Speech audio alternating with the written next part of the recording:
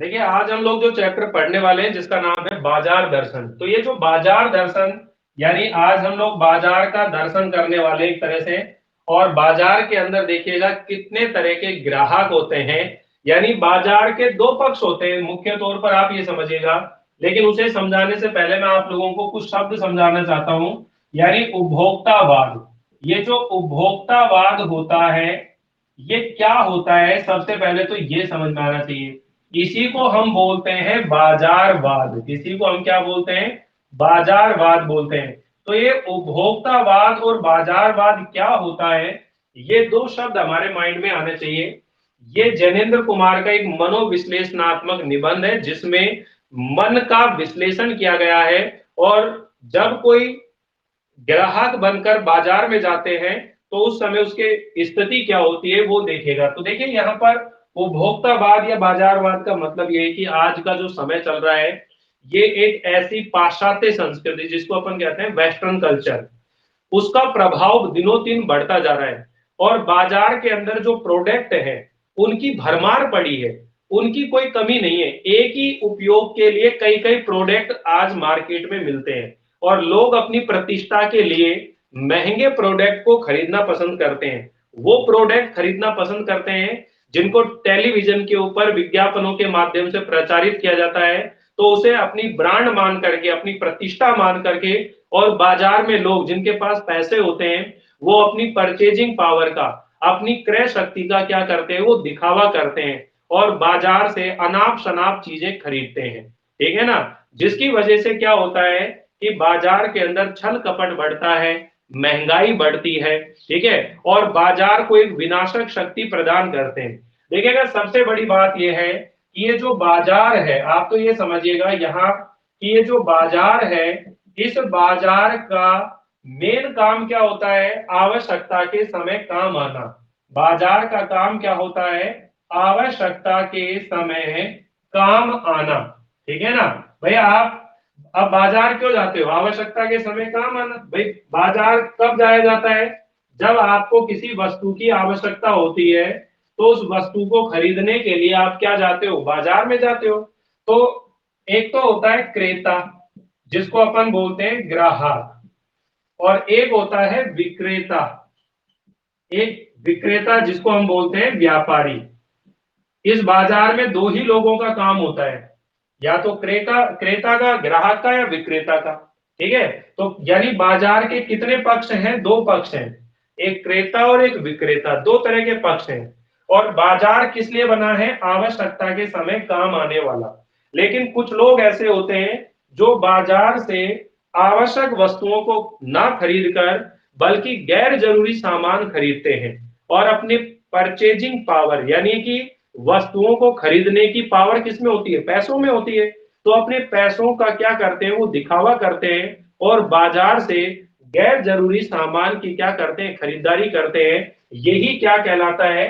उपभोक्तावाद कहलाता है। यही क्या कहलाता है? बाजारवाद कहलाता है। अब देखिएगा, टेलीविजन पर ऐड आते हैं और वो आपकी आत्मा को अंदर तक कैसे कचोट जाते हैं। तो कैसे ऐड आते हैं? क्या आपके नमक, आपके टूथपेस्ट में नमक है? क्या आपके मुंह से दुर्गंध आती है? ये लीजिए, ये आपके मुंह की सड़ान को दूर करता है। ये लीजिए, जो आपके मुंह को इतने टाइम तक रिफ्रेश रखता है। ये आपके मसूड़ों के दर्द को दूर करता है। ठीक है ना? ये लीजिए, लौंग इलायची से बना हुआ प्रोडक्ट। यानी एक ही चीज के लिए कितने सारे पेस्ट हैं। अब अच्छा पेस्ट आप लोगों ने खरीदा है, बढ़िया, तो उसके लिए टूथ ब्रश भी अच्छी होनी चाहिए। तो ये लीजिए टूथ ब्रश, ओरल भी, जो अंदर तक दांतों में घूम घूम करके आपकी सफाई करती है। कैसे भ्रमित किया जाता है लोगों को, और हम जो लोग हैं हम उन प्रोडक्ट के भ्रम में आ जाते हैं। अब देखिएगा, पहले क्रीम चलती थी, महिलाएं यूज करती थी फेयर एंड लवली। ठीक है ना? लेकिन फिर एक ऐड आया, ये लो मर्दों वाली क्रीम। अब उस ऐड को बनाया कैसे कि एक पुरुष जो है और वो क्रीम लगा रहा है, ठीक है, महिलाओं वाले में, और उसको पुरुष को महिला का जैसा गेटअप दे दिया। तो ये एक पुरुष की आत्मा के ऊपर कितनी गहरी चोट करी जाती है। और उस एड को देखने के बाद सारे पुरुषों की अंतरात्मा जाग जाती है। अरे, आज तक तो हम लेडीज वाली क्रीम लगा रहे थे, आज से घर के अंदर लेडीज की क्रीम अलग और जेंट्स की क्रीम अलग। आज से हम लाएंगे फेयर हैंडसम। ठीक है ना, और वो दूसरी क्रीम लाने लग दिया।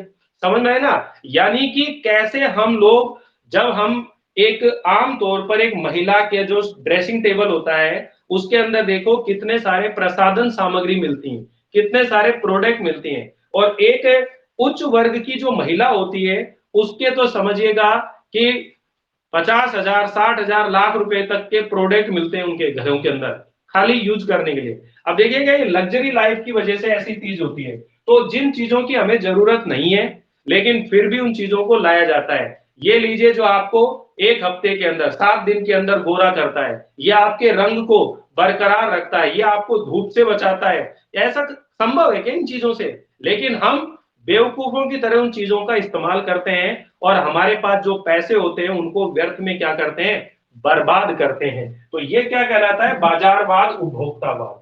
समझ बैठी ना? तो आपको ये मालूम होना चाहिए कि बाजारवाद और उपभोक्तावाद का मतलब क्या होता है। तो आपने बताना है कि लेखक जैनेन्द्र कुमार ने इस निबंध के अंदर उपभोक्तावाद और बाजारवाद के क्या करा है, इसको समझाने की कोशिश की गई है कि किस तरह से जो बाजार मनुष्य की आवश्यकता के लिए बना है, किंतु अगर वहां पर आवश्यकताओं को ध्यान में रख करके और वस्तुओं का क्रय नहीं किया जाता है, खरीदा नहीं जाता है, और खाली अपनी परचेजिंग पावर का दिखावा करके बाजार से गैर जरूरी सामान को खरीदा जाता है या अनावश्यक वस्तुओं की खरीदारी की जाती है, तो ऐसा जो बाजार है वो कभी भी मानवता का विकास नहीं कर सकता, बल्कि वह बाजार को एक विनाशक शक्ति, एक शैतानी शक्ति ही प्रदान करता है। और ऐसे बाजार के अंदर केवल छल कपट बढ़ता है, महंगाई बढ़ती है, और आपस में जो सद्भावना होती है एक दूसरे के प्रति, एक दूसरे का जो विश्वास होता है वो समाप्त हो जाता है। फिर बाजार के अंदर कोई ग्राहक और व्यापारी, मित्र मित्र नहीं होता है, ठीक है, बंधु भाई बंधु नहीं होते हैं, पड़ोसी पड़ोसी नहीं होता है, केवल कोरक ग्राहक और बेचक का काम वहां पर करते हैं। बताइए, समझ में आई थी यहाँ पर यह बात? अब देखिएगा, ये जो ग्राहक होते हैं, क्रेता होते हैं, इनके प्रकार आएंगे। तो यहाँ पर इस पाठ के अंदर इन ग्राहकों के 4 प्रकार आए हैं। कितने प्रकार आए हैं? 4 प्रकार के ग्राहकों के यहाँ पर वर्णन हुआ। एक ऐसा ग्राहक है, नंबर 1 ग्राहक कैसा है, परचेजिंग पावर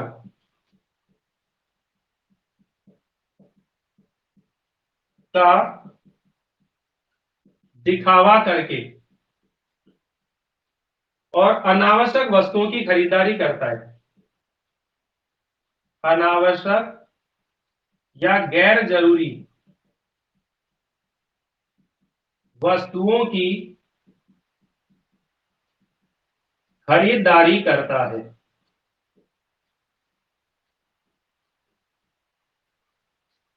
बाजार के अंदर देखिएगा, बहुत से ऐसे लोग होते हैं, हम जो मिडिल क्लास फैमिली वाले लोग होते हैं उनके अंदर सबसे ज्यादा बीमारी होती है कि सैलरी आने की देरी नहीं हुई और सैलरी आते ही, और उसको महीने का अंत तो पकड़ने नहीं देते, महीने के बीच तक ही वो पैसा किसी ना किसी रूप में फिनिश हो लेता है। ठीक है, तो यहाँ पर देखिएगा, इस चीज को समझने की कोशिश करो। तो यहाँ पर जो लेखक है जैनेन्द्र कुमार, वो इस बात को समझाते हुए अपने एक मित्र का उदाहरण देता है। वो कहते हैं कि मेरा एक मित्र है जो बाजार से बस कुछ मामूली सामान लेने के लिए गए थे, थोड़ा बहुत सामान लेने के लिए गए थे, किंतु जब वो लौट कर आए तो उनके पास में बहुत सारे पैकेट थे। मैंने पूछा ये क्या ले आए, तो बोला ये जो साथ थी। कारण समझिएगा, ये जो अनावश्यक या गैर जरूरी सामान की खरीदारी होती है, इसमें कौन कौन से कारण हैं, यहां पर वो कारण बताता है। पहला कारण बताता है अपनी पत्नी को, पहला कारण बताता है अपनी पत्नी को। बोला ये जो साथी, तो कहते हैं कि इस मामले में यानी इस खरीदारी के अंदर जो पुरुष है वो हमेशा अपनी पत्नी की ओट लेता है, अपनी पत्नी का सहारा लेता है। ठीक है ना? तो वो कहता है कि खूब, यानी कि ये बात सही है, पत्नी ने कहा और आप उसको खरीदते चलो। लेकिन एक दूसरा कारण और है, और वो दूसरा कारण है परचेजिंग पावर। कौन सा है? परचेजिंग पावर, यानी कि पैसे की क्रय शक्ति, जेब में पैसा था और सामान को खरीदते हुए चले। लेकिन तीसरा कारण बताते हैं बाजार की सजावट। ठीक है, तीन कारण यहां पर बताते हैं, आप सुनिएगा ध्यान से। तो दोबारा सुनिएगा। लेखक कहता है कि मेरा एक मित्र था जो बाजार में गया था बहुत ही मामूली सामान लेने के लिए, लेकिन जब वह लौट कर आया तो उसके पास में बहुत सारे पैकेट थे। मैंने पूछा ये क्या लेके आए? बोला ये जो साथी, उनका आशय अपनी धर्म पत्नी से था। तो बोला कि यहाँ पर एक बात है कि जो पुरुष है वो हमेशा इस मामले में हमेशा स्त्री की ओट लेता है, उसका सहारा लेता है। लेकिन इसके अंदर एक दूसरा तत्व और है जो काम करता है, वो है परचेजिंग पावर, पैसे की क्रय शक्ति। जेब में पैसा था इसलिए अनावश्यक वस्तुओं को खरीदते हुए चले। लेकिन इसके अंदर एक और तत्व है और वो है बाजार की सजावट। तो लेखक का जो मित्र है वो कहता है कि कुछ ना पूछो, बाजार है कि शैतान का जाल है, ऐसे सजा सजा कर रखते हैं। कोई बेहया व्यक्ति होगा, कोई बेशरम इंसान होगा जो उस बाजार की सजावट में ना फंसे। ठीक है ना? तो लेखक ने कहा खूब, मानो बाजार आपको निमंत्रण दे रहा हो कि आओ, मुझे लूटो, मुझे खूब लूटो। ठीक है, मेरा ये रूप किसके लिए है? मैं आपके लिए हूं। अजी कुछ नहीं चाहते हो तो देखने में क्या हर्ज है? अजी आओ भी। मानो बाजार आपको लालायित कर रहा है, आपको बुला रहा है। इस तरह से वो बाजार जो है, बाजार की चकाचौंध में फंस जाता है और लेखक इतनी सारी सामान की, वो लेखक का मित्र इतनी सारी खरीदारी करता है। तो जो लेखक का मित्र है वो कहता है कि अब ये देखो, अपना पर्स दिखाता है कि अब देखो जो रेल भाड़े के लिए भी बचे हो। तब लेखक ने तय माना कि ये जो सामान आया है ये आवश्यकता को ध्यान में रख करके नहीं आया है, बल्कि अपनी परचेजिंग पावर के दिखावे के लिए आया है। अगर इनके पास में और पैसे होते तो और सामान आता। ठीक है ना? तो यहां पर एक क्वेश्चन ये बनता है कि बाजार का जादू चढ़ने और बाजार का जादू उतरने पर मनुष्य पर क्या प्रभाव पड़ता है। ठीक है ना? तो एक क्वेश्चन ध्यान से सुनिएगा कि जब मनुष्य के ऊपर बाजार का प्रभाव पड़ता है तो वह बाजार में जाकर अपनी परचेजिंग पावर यानी अपनी पैसे की क्रय शक्ति का दिखावा करके अनावश्यक वस्तुओं की या गैर जरूरी सामान की खरीदारी करता है। उसे बाजार में मौजूद हर सामान अपनी जरूरत का लगने लगता है और इसी कारण वह अधिक से अधिक खरीदारी करता है। किंतु बाजार की जादू की ये जो सवारी है उतरती है, यानी बाजार का जादू जब उतरता है तो उसे एहसास होता है कि जिस फैंसी आइटम को वह अपनी जरूरत का समझ करके लेकर आया था, वह उसके आराम में खलल डालने वाला बन गया है, यानी उसके आराम को कम कर रहा है वो। तो इस तरह से बाजार का जादू चढ़ने और उतरने पर उसके ऊपर अलग अलग प्रभाव पड़ता है। तो ये पहला मित्र है जिसका उदाहरण दिया गया है। इसकी खासियत क्या है? ये अपनी परचेजिंग पावर का क्या करता है? दिखावा करता है और अनावश्यक या गैर जरूरी वस्तुओं की क्या करता है? खरीदारी करता है। ठीक है, तो एक तो ये चीज, तो इससे हमको क्या शिक्षा मिल रही है कि हमें बाजार में व्यर्थ में पैसे बर्बाद नहीं करने चाहिए। ठीक है ना? बाजार में मौजूद हर सामान हमारी जरूरत का नहीं है। हमें तय करना चाहिए कि बाजार में कौन सी वस्तु हमारे काम की है। ठीक है ना? और उन्हीं वस्तुओं को खरीदना चाहिए और अपनी पैसों का दिखावा करके गैर जरूरी सामान की खरीदारी नहीं करनी चाहिए। दूसरा मित्र देखिएगा, एक दूसरा ग्राहक आएगा यहाँ पर। तो जो दूसरा ग्राहक है, ग्राहक नंबर 2। ठीक है, ये ऐसा ग्राहक है जो दोपहर से पहले गया हुआ है। लेखक कहता है कि मेरा दूसरा मित्र है, वो दोपहर से पहले बाजार गया है और शाम को लौट कर आया है। मैंने पूछा भाई कहाँ रहे? बोला बाजार देखते रहे। बोले बाजार देखते क्या रहे, लाए तो कुछ नहीं? बोला हाँ, बाजार में सभी कुछ लेने लायक था और सबको मैं ले नहीं सकता था, और किसी को छोड़ने का मतलब था कि मैं और सामान को जैसे छोड़कर आ रहा हूं और वो मैं चाहता नहीं था, इसलिए मैं कुछ भी ले नहीं पाया। तो इसका मतलब ये निकल कर आया कि जब व्यक्ति को अपनी जरूरत का पता नहीं होता है, जब व्यक्ति को यह मालूम नहीं होता है कि उसे बाजार में से क्या वस्तु खरीदनी है, तो उसे बाजार की चारों तरफ की जो आकर्षण है, चारों तरफ की जो चाह है वो उसे घेर लेती है, और ऐसी स्थिति में उसके मन में भाव आता है ये भी लूं, ये भी लूं, ये भी लूं, लेकिन वह कुछ भी ले नहीं पाता है। तो दूसरा है कि उसे अपनी आवश्यकता का पता नहीं है, आवश्यकता का पता नहीं है, ठीक है ना। दूसरी बात ये होगी कि दूसरे तरह के ग्राहक ऐसे होते हैं जिनको ये नहीं मालूम है वो बाजार में क्यों गए। कई बार आपके साथ हुआ होगा या कभी किसी मित्र के साथ, हम बाजार में जाते हैं और 10 दुकानों के चक्कर लगा लेते हैं और हर दुकान पर जाकर के सामान भी देखते हैं लेकिन कुछ खरीदते नहीं है। दुकानदार भी परेशान होकर पूछता है कई बार, भाई साहब चाहिए क्या, आपको लेना क्या चाहते हो? और हमारे मन से निकलता है कि भाई साहब चाहिए तो है लेकिन वो नहीं है आपके पास जो मेरे को चाहिए। तो कहता है नाम बताओ क्या चाहिए आपको।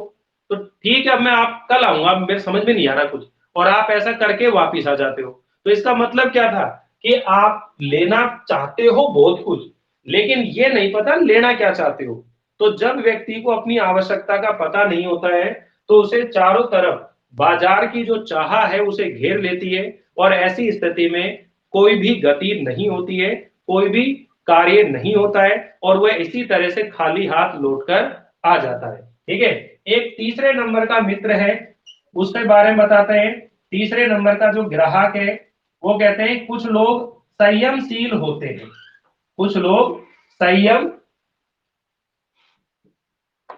कुछ लोग संयमशील होते हैं जो फिजूल सामान को फिजूली समझते हैं और व्यर्थ में पैसे को बहाते नहीं है। वो पैसे को जोड़ते जाते हैं, जोड़ते जाते हैं, और अपने पास जब पैसा जुड़ा हुआ होता है तो वह हमेशा गर्व से, वह हमेशा फूले रहते हैं, प्रसन्न रहते हैं।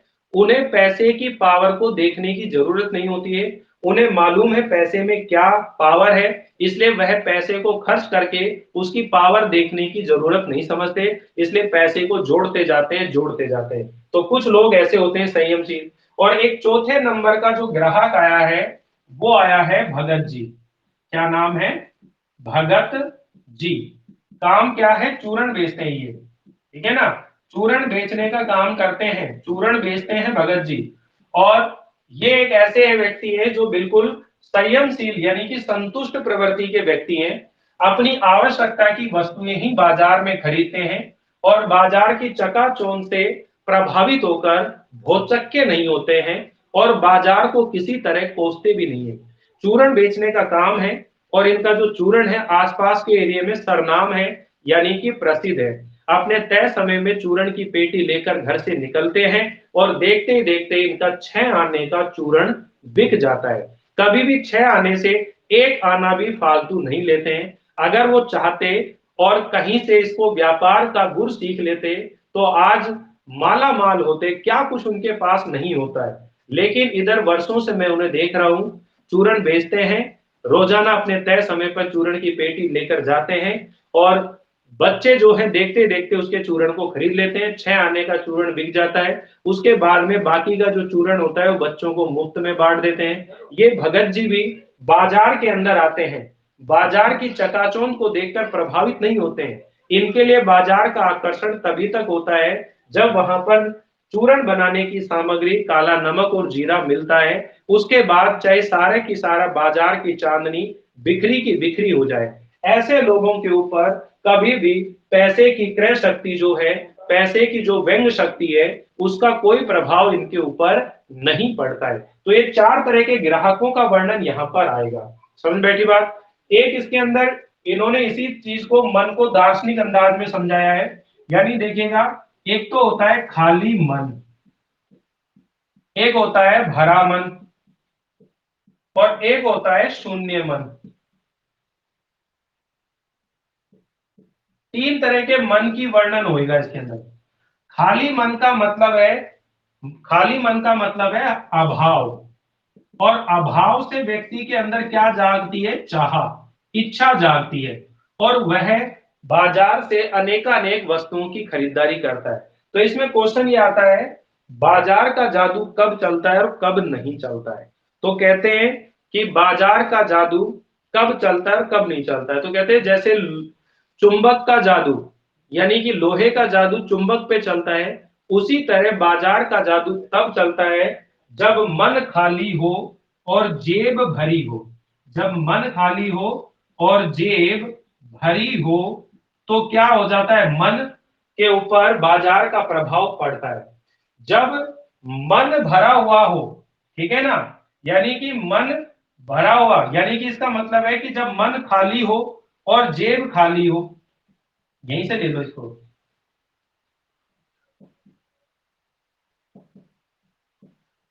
ये देखिए दो स्थिति है, खाली मन हो और जेब भरी हो तब भी बाजार का जादू चलता है, खाली मन हो और जेब भी खाली हो तब भी बाजार का जादू चलता है। इसका मतलब है कि कभी ना कभी तो जेब में पैसे आएंगे ही, तो अब मन कहाँ सुनने वाला है, और वह तुरंत बाजार में जाएगा और बाजार से अपनी मन चाही चीजों को खरीद लेगा। लेकिन जब मन भरा हुआ हो तो बाजार का जादू नहीं चलता है।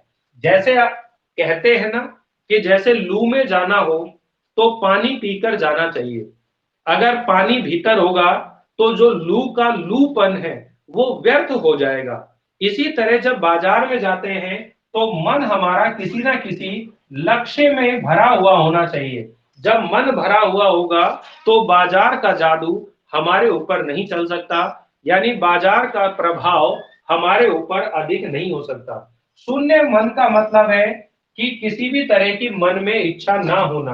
तो ये शून्य होने का जो अधिकार है, शून्य होने का जो अधिकार है वो तो किसको है, ईश्वर को है।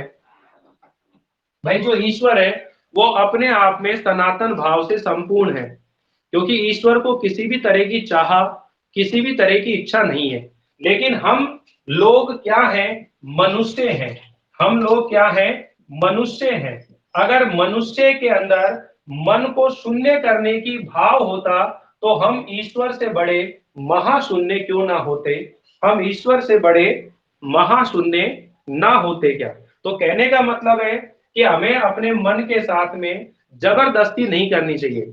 मन में अनेक इच्छाएं आती हैं, आने दो, लेकिन मन को मनमानेपन की आजादी नहीं होनी चाहिए, क्योंकि जो मन है वो एक इस शरीर का केवल अंग है, अपने आप में संपूर्ण नहीं है। लेकिन हमारा जो मन है वो हमसे न जाने क्या क्या करवा देता है। इसलिए कहते हैं अपने मन के ऊपर क्या रखना चाहिए, नियंत्रण रखना चाहिए। ठीक है ना। तो इस तरह से यहाँ पर लेखक इस उपभोक्तावाद और बाजारवाद के बारे में ढंग से समझाता है। तो बताइए आपको स्टोरी समझ में आ रही नहीं आ रही, हाँ या ना में जवाब दो सिर्फ।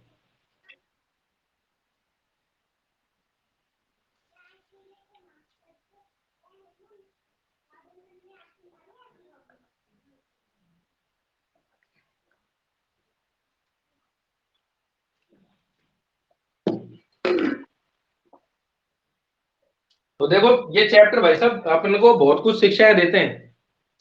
बाजार में जाते हैं और बाजार में तरह तरह के माल से दुकानें सजी रहती हैं, शोरूम सजे हुए होते हैं। आप देखिए जब दुकान में आप सामान लेने जाते हो तो सारी चीजें चमकती हुई दिखाई देती हैं, मन लालायित होता है ये भी लूं ये भी लूं। लेकिन जब उन चीजों को दुकान से लेके बाहर निकलते हो, जब देखते हैं यार दुकान में तो अलग लग रही थी, बाहर अलग लग रही है, क्योंकि बाहर आते ही आपके ऊपर वो बाजार का प्रभाव हट जाता है और बाजार में जाते ही बाजार का प्रभाव आपके ऊपर आ जाता है। तो उस समय हमको ध्यान रखना चाहिए कि जब हम बाजार में जाएं तो हमारा मन खाली नहीं होना चाहिए, मन हमारा किसी ना किसी चीज में लक्ष्य में भरा हुआ ना चाहिए। ठीक है। हम सामान्य तौर पर जैसे बड़ियों के लिए ये कह देते हैं कि ये लोग कंजूस होते हैं, लेकिन देखा जाए तो ये लोग कंजूस नहीं होते बल्कि समझदार होते हैं और व्यर्थ में पैसे को बर्बाद नहीं करते। लेकिन ज्यादातर अपन मिडिल क्लास के जो लोग होते हैं उनके अंदर ये समझदारी नहीं होती है, वो क्या है, शोमैन है, दिखावे की जिंदगी जीते हैं। ठीक है ना। यानी जितने भी मिडिल क्लास के लोग हैं वो अमीर बनने की एक्टिंग करते हैं, उनके पास में 10 20 40 50 हजार रुपए सैलरी आती है, तो किस्तों के ऊपर न जाने कितने सारी चीजें घर के अंदर बसा लेते हैं, ऐसे ऐसे सामान लेकर आते हैं घर के अंदर जिनकी जरूरत नहीं है। क्यों, घर के अंदर टीवी है, फ्रिज है, कूलर है, बेड है, सब सामान है। लेकिन अभी अभी हमने एक ऐड देखा है, ये लो डबल डोर वाला फ्रिज जिसके अंदर 5 स्टार वाली सुविधाएं हैं, ये आपके घर के अंदर सभी चीजों की पूर्ति करता है। एक बड़ी फैमिली के लिए एक बड़ा रेफ्रिजरेटर, बस हो गया प्रभावित। ये तो पुराना हो गया फ्रिज, इसको निकालो घर से, ये शोभा भी नहीं देता यहाँ लगा हुआ। अब नया ले लेते हैं इंस्टॉलमेंट पर, जीरो इंस्टॉलमेंट, 0 परसेंट ब्याज के ऊपर घर ले जाइए, एक फ्रिज, टीवी, बाजार, मतलब बाजार आपको लालायित करता है और हम उन चीजों को लालायित होकर के घर के अंदर ले आते हैं, किस्तों के ऊपर चीजों को बसा लेते हैं, फिर पूरे जीवन भर किस्त चुकाते रहते हैं। कहने का मतलब है हम व्यर्थ में इन पैसों को बर्बाद करने में लगे रहते हैं, ठीक है ना। क्योंकि हमें भी पड़ोस के घर का, जो आज घर के सामने गाड़ी खड़ी है तो हम भी चाहते हैं हमारे घर के सामने गाड़ी खड़ी हो। पड़ोस के घर का जो डिजाइन है बड़ा खूबसूरत लगता है, उसने आज जो पेंट कराया है ऐसा मैं भी करवाऊं। आज उनके घर के अंदर ऐसी स्थिति है, लोग तुलना करते हैं, टेलीविजन में प्रोडक्ट देखते हैं। तो इस वजह से ये सब जो बाजार के अंदर महंगाई बढ़ रही है उसका कारण यही है, ठीक है ना। तो लोग बेफिजूल में बिना बात पर अनाप शनाप चीजों की खरीदारी कर रहे हैं, ठीक। तो ये हमको इन चीजों से बचना है। तो सभी अपनी बुक निकाल लीजिए। जैनेन्द्र कुमार जो है हिंदी साहित्य के अंदर एक मनोविश्लेषणवादी साहित्यकार के रूप में जाने जाते हैं। जनक के रूप में इनकी पहचान है। मनोविश्लेषणवादी साहित्य लिखने वाले हैं ये। इन्होंने कहानियां, निबंध, उपन्यास, कई चीजों के अंदर बड़े ही सुंदरता से इन्होंने इन चीज को लिखने की कोशिश करी है। देखिएगा, सन 1905 ईस्वी के अंदर जन्म हुआ है जैनेन्द्र कुमार का। हिंदी के मनोवैज्ञानिक, कथा साहित्य का जन्मदाता कहा जाता है। उन्होंने हिंदी उपन्यास और कहानियों को नई दिशा दी है। वे गंभीर चिंतक भी रहे हैं। गांधीवादी विचारधारा को उन्होंने गहराई से आपने आत्मसात किया, यानी कि मन के अंदर उसको अंगीकार किया है, स्वीकार किया है।